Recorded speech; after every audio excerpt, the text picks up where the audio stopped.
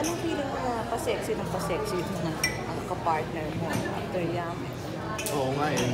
Nakakabanas eh. Oo, mga crush ng bayan. Kailangan mga gorgeous eh. No? Eh di okay lang. Para it's a tie kami. Charet. Hindi, insecure.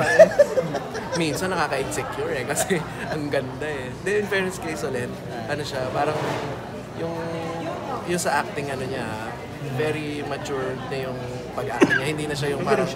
hindi siya. Kasi syempre expect na it girl yung umaarte, ganyan. Hindi, siya. Siyang pinaka-hindi maarte sa it girl. May lalim pa yung acting. Alam mo yun? Correct. Si Nico, sabi niya, natuwa siya na okay lang sa kanyang type mo rin. Ay, talaga. Saan? Tuwa din si Nico. Parang quest lang bang kayo ipakita? Ay, puta. Sino? Ano?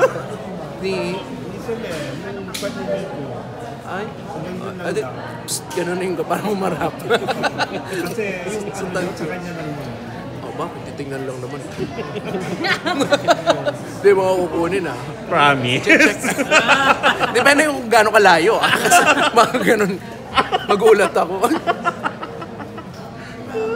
Wala ka ba love life pa? Parang ano mo ngayon? Wala eh. Sex life. Weh. Sex life, wala. Ito, charot. Yan pa rin. Palit naman.